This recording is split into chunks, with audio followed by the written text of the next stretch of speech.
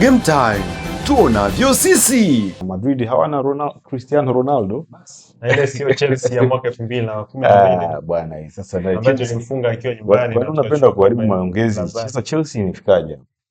nimesema hii sio Chelsea ya Hapana. mwaka 2012 Hapana, ambayo bwana. tulichukua UEFA tukiwa pale Ile mliokota dodo tu kwenye mjohoro. Game time tuonavyo sisi.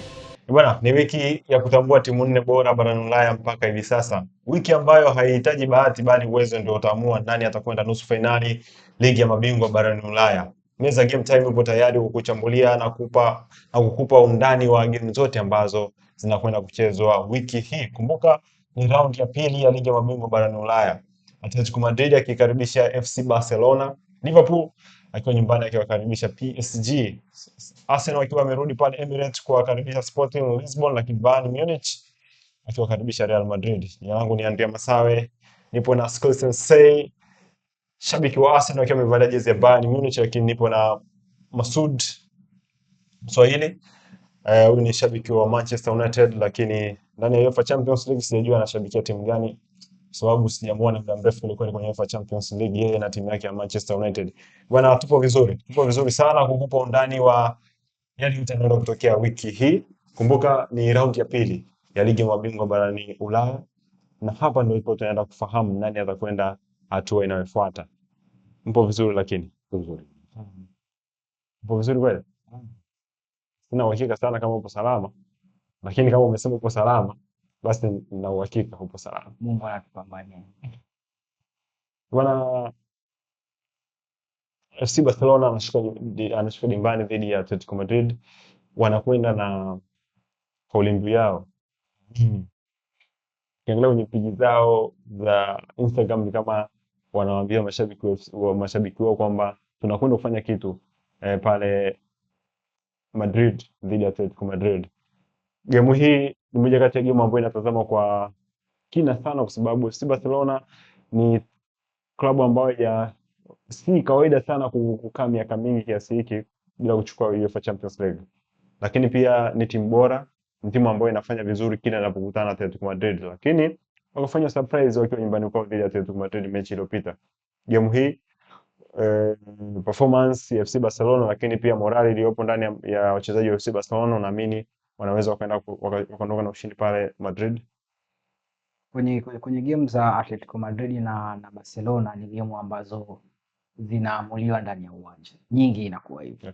Tofauti na game kama ya Madrid na labda na timu nyingine kama Alaves ni wapi unaweza ukasema labda Madrid atashinda kwa sababu hii na hii na hii. Lakini kama unakumbuka kwenye Copa del Rey, Barcelona alifunga goli ngapi kipindi kwa Metropolitano? 4. Alifungwa 4. Alipoenda Camp Nou akapata goli ngapi? 3. Goli 3. Juzi akiwa Camp Nou kafungwa goli ngapi? 2. Unataka kuniambia mlima wa Barcelona kurudisha goli 2 ni kama watu wanavyofikiria? Kwa sababu Barcelona tactically sio timu ya kuibeza kwenye kutafuta magoli mengi. Hansi Flick tumeshamuona kwenye game za kuamua kipindi yuko Bayern Munich mpaka sasa hivi yuko Barcelona, ni nini anakwenda kukifanya. Tukirudisha tena msimu mmoja nyuma dhidi ya pale Giuseppe Meazza dhidi ya Inter Milan aliweza kupata goli zaidi ya 3. Kwa hiyo ni game ambayo ukiangalia kwa kawaida unaweza kufikiri labda Barcelona kashaga mashindano na Atletico Madrid amesha qualify. Though ninachokiona kwa Cholo anaweza akaamua kwenda kucheza around football, kulinda alichokuwa nacho, sio kutoka tena kwenda kutafuta, kwa sababu yeye hana cha kupoteza sasa hivi. Barcelona ndo yuko kwenye edge ya kwenda kutoka, lakini tayari Cholo ana cha kuzuia.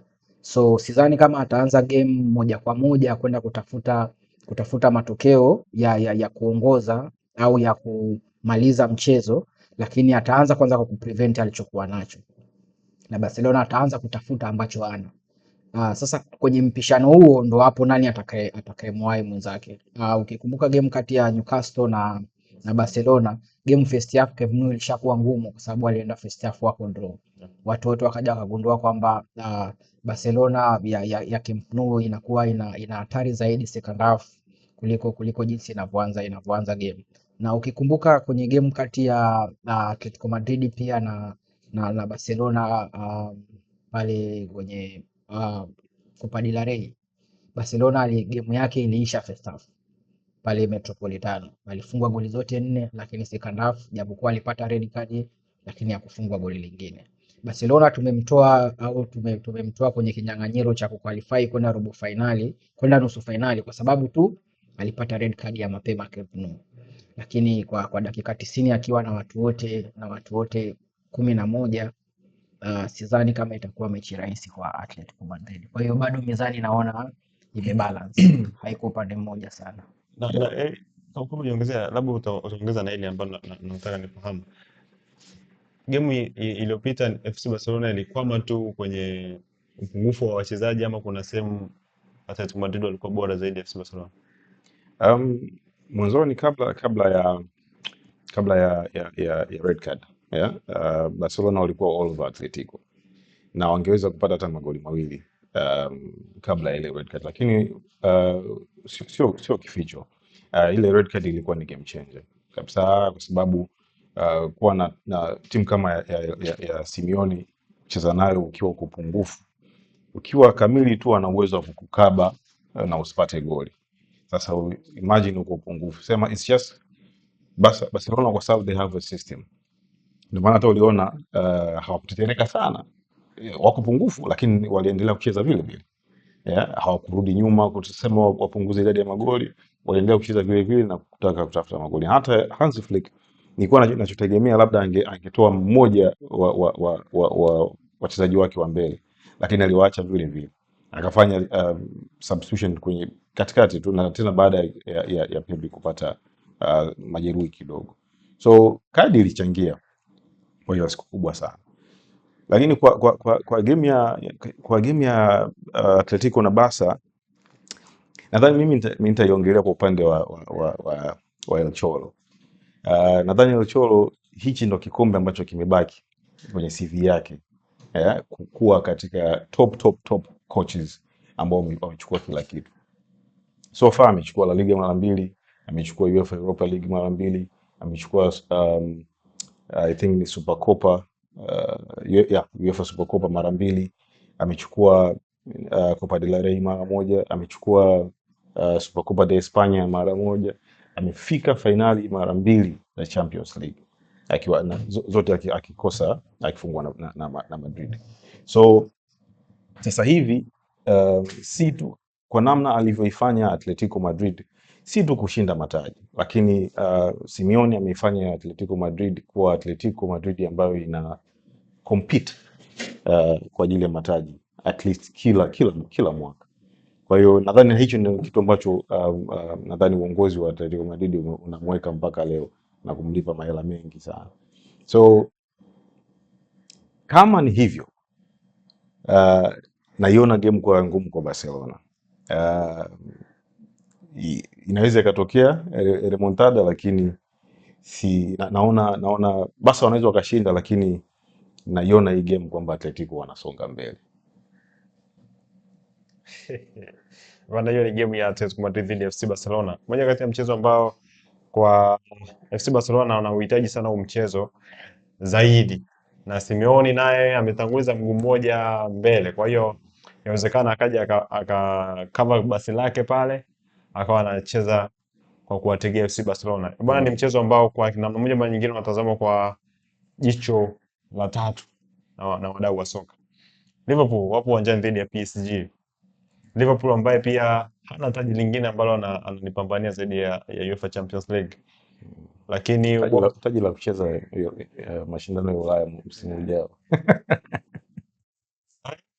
Taji la kupata nafasi ya kucheza mashindano ya Ulaya. Okay. Wapo dhidi ya PSG. Wapo nyuma kwa goli 2-0. Lakini PSG si timu ambayo unaweza ukasema nipo nyumbani labda ni relax ama atakaa nyuma, hapana. Ni timu ambayo inaonyesha performance kwenye michezo yote, au nyumbani au ugenini. Kwa Liverpool aina ya kikosi alichonacho, lakini pia Liverpool kumbuka ana wachezaji ambao wapo kwenye moment ya kuaga timu. Kwa hiyo wanategemea pia makubwa kutoka kwa wao wachezaji kuage vizuri. Performance ya pale Anfield inaweza ikawaondoa PSG. Um, nasema Liverpool wamekuwa wana matokeo ambayo hayaeleweki. Yeah. Wamepoteza kwenye mechi 6 zilizopita, wamepoteza takriban mechi 4 sijui. Yeah. Wakati mshindani wake ambaye ni PSG amekuwa na fomu nzuri sehemu zote mbili, nyumbani na ugenini. So ugenini PSG ameshinda mechi 4 out of 6. Yeah. So sidhani kama Liverpool wanaweza kurusha miguu, lakini naamini kabisa hii game ilikuwa ishaisha tangia Paris.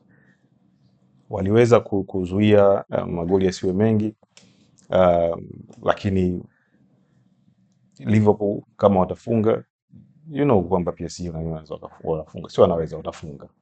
Kwa hiyo si game ambayo nadhani hata mashabiki wa Liverpool wanaamini kwamba ina muendelezo kutoka hapa.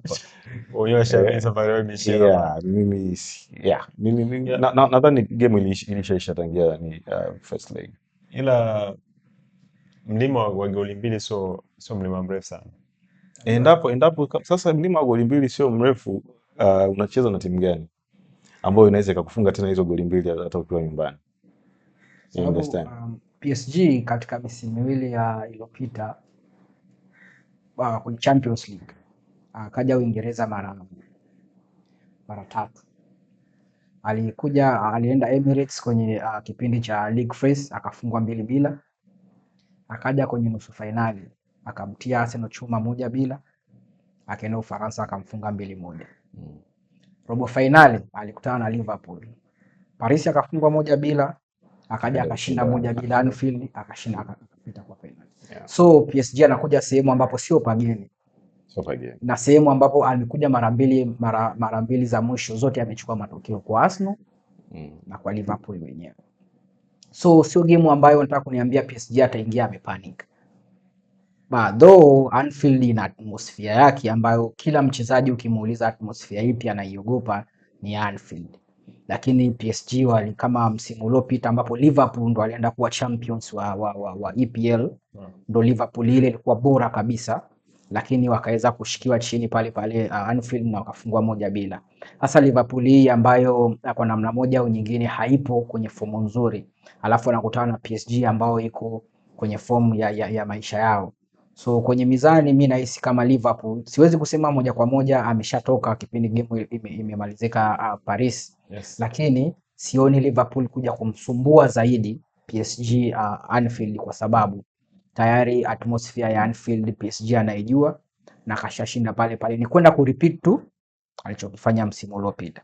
So kwa namna moja au nyingine ni kazi ya Slot kuamua kama atawekeza nguvu dhidi ya PSG ili aweze kuqualify, au atakubali mechi ya PSG iende alafu yeye aje apiganie kombe lake la kucheza European football msimu unaokuja. Kitu ninachokiona ni kama alichosema Masudi, atasumbua mahakama tu, lakini hukumu itakuwa ni vile vile. Nahisi safari ya Liverpool imefikia mwisho. Bwana Meza inaamini kwamba Liverpool safari yao imeishia hapa. So unaweza ukatuandikia kwenye comment hapo, kwa siku hii ya Jumanne unamwona nani akifuzu kwenda hatua inayofuata? Atletico Madrid dhidi ya FC Barcelona, Liverpool dhidi ya PSG. Tuambie hapo chini nani anafuzu kwenda hatua inayofuata, ili wale wazee wa kuweka fedha waweke mapema kabisa kwamba Jumanne mimi naenda na fulani na fulani, kwa sababu hii ina qualify, ina option ya qualification pale, si ndio? Kwa hiyo ukiweka pale fulani ana qualify, unapata mtonyo wako mzuri kweli kweli. Na mwisho bwana Scott Sensei pamoja na Masudi watatuambia nani anafuzu kwenda hatua inayofuata kwa wao jinsi wanavyoona, then utachanganya na akili yako alafu utaweka mpunga hapo, si ndio? Yes. Bwana, tunaelekea siku ya Jumatano, UEFA Champions League siku ya Jumatano, michezo miwili inachezwa, michezo ambayo ni mikubwa na ya kutazama kwa jicho la tatu pia. Bayern Munich dhidi ya Real Madrid, moja kati ya mechi ambayo inatazamwa kwa kiwango kikubwa sana, lakini Arsenali ya Mikel Arteta wapo uwanjani dhidi ya Sporting Lisbon. Naanzia hapo hapo Arsenal dhidi ya Sporting Lisbon. Bwana, sahani yako imebakia vitu viwili, alafu kimoja baada tayari kina kashashi kidogo. Walau hiki ulichonacho dhidi ya Sporting Lisbon unaweza kidogo ukakipambania, then ukafika hata hatua labda nusu finali hivi, then tuka analyze pale mafanikio ya Arteta amefika nusu finali UEFA Champions League, kidogo inaweza ika sound kuliko kutolewa robo finali. Sasa unaenda hizo dhidi ya Sporting Lisbon, upo nyuma kwa goli moja. Nafasi yako vipi hapo? Yuko Unaiona? mbele, yuko mbele kwa Upo mbele kwa goli moja. Hiyo ni tatizo kwa Chelsea kuwa na usaulifu. Sio tatizo sana. Bwana, vipi? Hatua inayofuata nimeona kwenye kikosi cha weekend iliyopita ulitwist kidogo. Madueke nilimuona ndani, Kai nilimuona ndani, Zubi, Rais nilimuona. Sasa nataka nifahamu na ukumbuke pia hiyo game kwamba Arteta alikuwa na akili gani kuanzisha kile kikosi, then kikosi hiki ambacho kitaanza sasa hivi ambacho wewe unaweza kuamini kinaweza kikaanza, kinaweza kukupa matokeo dhidi ya Sporting kwa nyumbani. Kwanza Sporting sio game rahisi kwa sababu Sporting ana historia ya kushinda pale pale Emirates, alitotoa kwa penalty. Ilikuwa Europa raundi ya 16 kama sio kuelekea robo finali. Goli la Ugarte alifunga katikati ya uwanja.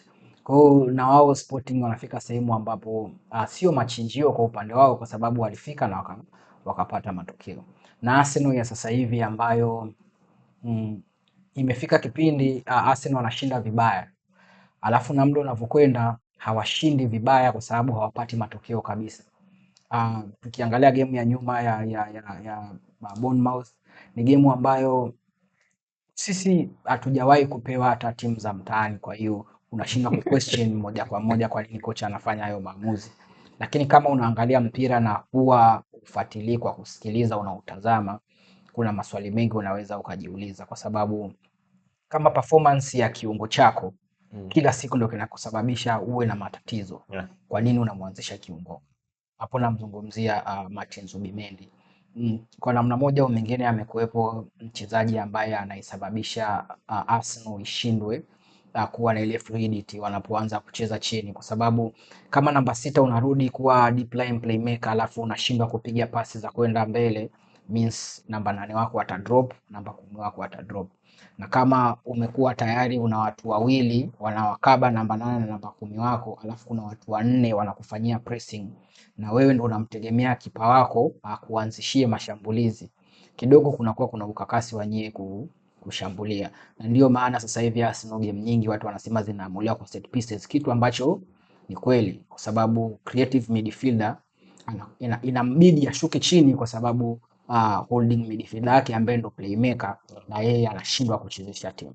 Na kila siku tunachokiona hivyo na Arteta labda anakiona lakini bado hana namna labda, au bado hajaona kimempa madhara zaidi ili akwende kukibadilisha. Hiyo sasa ni nje yangu na ni nje ya washabiki wote, ni maamuzi yanayofanyika kipindi cha mazoezi na kila kitu. Kwenye game ya Sporting CP ni game ambayo Sporting CP haji kwa kuogopa Emirates. Akiangalia game ya kwanza tumecheza naye, sisi tumekuja kupata goli la ngekewa kwa sababu kama wao wangeconvert zile chance mbili walizozipata mapema, means game ingekuwa ina matokeo tofauti. Zilikuwa ni save 2 za Raya ambazo ndo kazi yake kufanya pale golini, alifanya kazi yake vizuri, lakini sisi tulipata chance 2 tu. Ya kwanza ambayo tuliconvert ilikuwa ni offside ya Gyökeres, na ya pili ilikuwa ni ile through ball alopiga Martinelli alafu Kai Havertz akafunga, ambayo ilikuwa ni goli la usiku kabisa. Probably watu walijua game inaisha bila. So ni game ambayo itakuwa compact tena na wanapofika Emirates, kwa sababu mlima wa goli moja sio mlima, kwa sababu wana uhakika wakipata goli moja wanaisogeza game kwenye hatua ya kuna goli la ugenini pia. Goli la ugenini lifutwa. Wakipata goli moja wanaisogeza game kwenye dakika 30. Ukisogeza game kwenye dakika 30 ukienda penalty ni game ya yoyote, hamna mjuzi. Kwa hiyo Arsenal kwa namna moja au nyingine naona ni game ambayo ataiapproach kama anavyoapproach game nyingine za kusubiri kwanza mpinzani afanye mistake ya wao kwenda kucapitalize, lakini sio yeye amlazimishe mpinzani afanye makosa ili aweze kumfunga. Ndio Arsenal ilifikia sasa hivi. kuwin ugly imekuwa kama ndo tabia. Sometimes ndo hiyo haiji mara nyingi upande wako, kwa sababu kama game wa Bournemouth Arsenal hawakucheza vizuri, lakini wangeweza kusalvate hata draw. Lakini ndo siku mbaya ofisini, hata draw huwezi kupata, na huko nyumbani unafungwa na unakwenda kutafuta ubingwa. So ni game ambayo nahisi kama mentality za wachezaji hazitakuwa kwenye peak, mentally ya kocha kama haitakuwa peak, basi huenda wakapoteza tena nusu finali ya pili. Basi mchambuzi, basi ukimpa nafasi ya kuiongelea Arsenal tena kipindi hiki anamaliza kipindi bwana. Arsenal anapita. Mimi sitaki mambo mengi sana hapa kwenye Arsenal. Sawa, pita wapiti. Anyways, nadhani hii ndio wakiamua Arsenal wakiamua hii inatakiwa iwe game ya gari kukata kona. Sawa. Commanding performance kwenye game ya leo kupita kwenda hatua ya nusu finali convincingly. Yeah. Itawaboost sana for the rest of the season kwenye game za Premier League. Lakini chochote kitakachotokea hapa tofauti na wao kusonga mbele, wameshaanza kupata shida kwenye Premier League, lakini nadhani litaenda kudamage even more katika mbio zao za kwenda. So game bado iko open sana. Hii game bado iko open. Sporting CP ni timu ambayo hapa ilipofika, well, sina hakika kama ilikuwa kwenye malengo yao, lakini wamefika. Yeah. Na si timu ambayo inaogopa kucheza. Hiyo ndio shida. Game ya kwanza walikuwa mpaka half time wangekuwa wanaongoza hata goli 2, lakini hawakuwa katili sana mbele ya goli. Lakini pia kudos to David Raya, alifanya kazi yake inavyotakikana. Wamekuwa shida sijui sasa hivi anaogopa kufanya mabadiliko sana, labda inaweza ikawa put off moja kwa moja, labda ndio maana anaendelea kumtumia Zubimendi, na sioni option sana ya pale zaidi ya Nogard ambaye pia naye hana game nyingi miguuni. Mchezaji ambaye nilitegemea angerudi kutoka majeruhi na kufuel ile front line ni Martin Odegaard, lakini naye karudi kapooza kama uji wa mgonjwa. Yani anapiga pasi 3-4 kwa mchezaji mmoja. Hiyo kama wanacheza wanafanya mazoezi hivi. So ni game bado iko open. Ila sitashangaa Arsenal kitolewa. Kama Arsenal kitolewa. Sitashangaa. Sitoshangaa kama Arsenal kitolewa. Mimi mwenyewe pia sitoshangaa. Bana, Michael Olise atakuwa uwanjani dhidi ya Kylian Mbappe, moja kati ya mchezo ambao Olise anataka kuongeza numbers kwenye takwimu zake ambazo amezikusanya msimu huu. Kumbuka ana takwimu nzuri sana msimu ndani ya Bayern Munich, lakini anafukuzia records ya Lionel Messi kwenye assist. Kuna assist nyingi kwa msimu. Kwa hiyo ni mmoja kati ya mchezaji ambaye anatarajiwa kuangaliwa kwa jicho la tatu. Mbappe naye baada ya kuwa na wasiwasi wa kukosekana kwenye mchezo, karejea mazoezini, karejea ndani ya kikosi cha Real Madrid. Performance ya Real Madrid hivi sasa ni performance ambayo inatia wasiwasi kwa mashabiki wa Real Madrid. Michezo 3 ya mwisho hajapata alama 3. Kapata alama 1 kwenye mechi ya mwisho dhidi ya Girona, lakini mechi 2 za mwisho akafungwa, moja ya ligi Mallorca na moja dhidi ya Bayern Munich ambao anacheza nayo leo hii. Sasa nataka nifahamu kwa Real Madrid, urejeo wa Mbappe labda unaweza kuleta nguvu iwapo alikuwepo mechi iliyopita, lakini safu ya mshambuliaji ya Bayern Munich, safu ambayo ndio safu ambayo ina magoli mengi zaidi barani Ulaya hivi sasa, inaweza ikazuilika na safu ya ulinzi ya Real Madrid ambayo inavuja kila game, hata game ambazo utarajia Real Madrid aruhusu goli anaruhusu. Yani sio kwa ubaya, lakini mwanzo niliwahi kusema pia moja ya timu ambayo itafungwa nje ndani kwenye hatua ya robo finali kuelekea nusu ni Real Madrid. Na tayari imeshafungwa Camp Nou, Allianz Arena ni kwenda kwa Bernabeu. Amefungwa Bernabeu, Allianz Arena ni kwenda kuhitimisha kile ambacho kilikwenda kufanyika Bernabeu. ni game ambayo sioni sehemu ambapo Madrid anaweza akakwenda kupindua matokeo, ikiwa kwenye midfield, ikiwa kwenye kuataki, ikiwa kwenye, yani sioni, kwa sababu moja ya timu ambazo sasa hivi zimekamilika ni Bayern Munich. Sijui kama uliangalia game, sijui kama uliona zile saves alizozifanya Neuer kwenye game ile. Ni kwamba tayari watu wana confidence, ni kwamba wanashambuliwa, wanachukua mpira, wana start from behind, wanakuja kwako. Yeah. Yani tayari kwenye pattern zao za kuanzia chini hadi juu zote ziko sawa. Juzi alipumzisha watu karibia 6 kwenye Bundesliga na bado akampa mtu goli 5. So unajua ni timu ambayo kila ndo hicho ninachozungumza, ubora wa kocha, maelekezo ya kocha, execution ya wachezaji. Kweli anachoenda ku execute huyu Jackson ni kufunga magoli, anakupa magoli unaotaka. Anachokwenda kukifanya Harry Kane kitamzidi kidogo Jackson, kwa sababu Harry Kane individual brilliance yake iko kubwa kidogo ya Jackson, lakini kile anachoambiwa kukifanya uwanjani wote wanakifanya vizuri. Anachokifanya Pulisic anaenda kukifanya Goretzka ni sawa. Yani so sioni sehemu ambapo Madrid anaweza akapindua meza. Though wanasema Madrid akisikia ule mwimbo wa UEFA Champions League anakuwa beast, lakini ni time sasa wakubali wamezidiwa na Bayern Munich. Ngoma imeisha.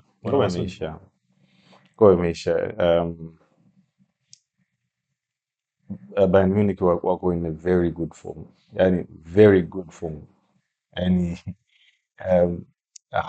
hawaogopi kucheza wanavyotaka wao kucheza, just because tunaelewa kwamba hizi games zikishafika katika hatua kama hizi zinakuwa zinachezwa sana mentally and strategically, yani lazima hizi 2 legs uzitumie vizuri sana. So, lakini kwa Bayern Munich kwa performance, I mean kwa level ya performance wanatoa week in week out, ni timu ambayo haijali hizi na kufuata wapi unakuja wapi. Sawa, wameenda Bernabeu, wamecheza mpira mwingi, wamefunga goli 2 safi, wanarudi nyumbani, wanarudi Allianz Arena, na pale ndo inakuwa ni shida. Pale inakuwa ni shida. Na Madrid hawana Cristiano Ronaldo. Na ile sio Chelsea ya mwaka 2012. Bwana, hii sasa ndio Chelsea tulifunga akiwa nyumbani. Kwa nini unapenda kuharibu maongezi? Sasa Chelsea imefikaje? Nimesema hii sio Chelsea ya mwaka 2012 ambayo tulichukua UEFA tukiwa pale ile mliokota dodo tu kwenye mjohoro. Sasa ndo nakwambia Real Madrid sio kama Chelsea. Hiyo mbona sentiment imekaa vizuri kabisa. Ulize Manuel Neuer anamtambua vizuri Cristiano Ronaldo.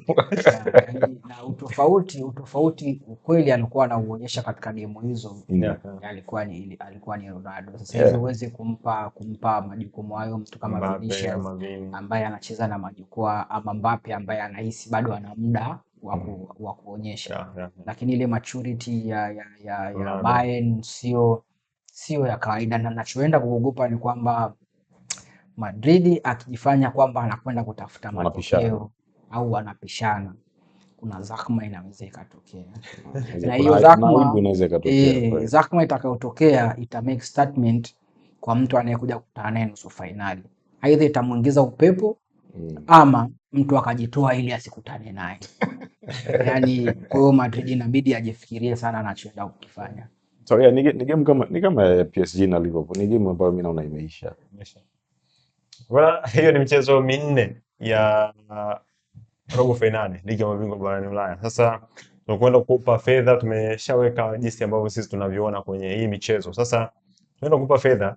Fedha hii leo tunatoa kwenye engo ya qualification. Nani anaqualify kwenda hatua inayofuata? Tunaanza na game ya Atletico Madrid dhidi ya FC Barcelona. Atletico. Barcelona. Liverpool PSG. PSG. Arsenal Sporting. I wish Arsenal wa qualify. Yani Arsenal You wish. Arsenal qualify. Ni game ngumu, yani siwezi kuweka direct, Yeah, lakini ni I ngumu. wish Arsenal qualify. Yeah. Just kwa kuchagua upande mmoja, Arsenal ni favorites, kwa hiyo naona wataweza kupita. Bayern, Real Madrid Hiyo imeisha. imeisha. Bayern. Bana, mimi nampa FC Barcelona anafuzu kwenda hatua inayofuata. PSG anakwenda hatua inayofuata. Arsenal anakwenda hatua inayofuata, lakini Bayern Munich anakwenda hatua inayofuata. Hiyo ni michezo ambayo inachezwa Jumanne na Jumatano kwenye UEFA Champions League. Sasa timu nne ambazo zitakwenda nusu finali ndizo zitakuwa timu bora hivi sasa barani Ulaya. Timu nne bora barani Ulaya mpaka hivi sasa. Kwa hiyo lako jicho uone ni jambo gani linakwenda kutokea Jumanne na Jumatano, kufahamu nani anakwenda nusu finali, na hiyo nusu finali pia itachambuliwa hapa ndani ya Game Time ya Dimbani Connect. Game Time, tuonavyo sisi.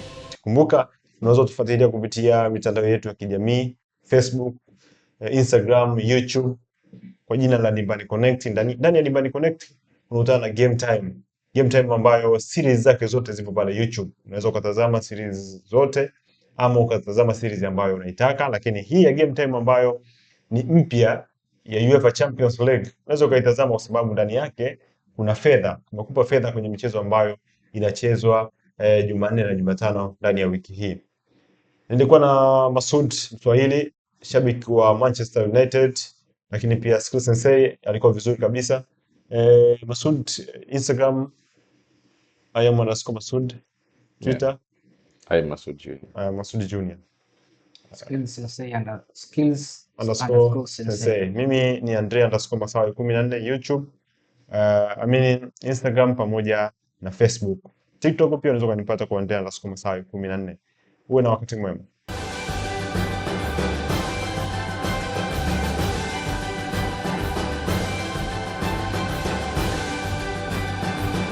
Game Time, tuonavyo sisi.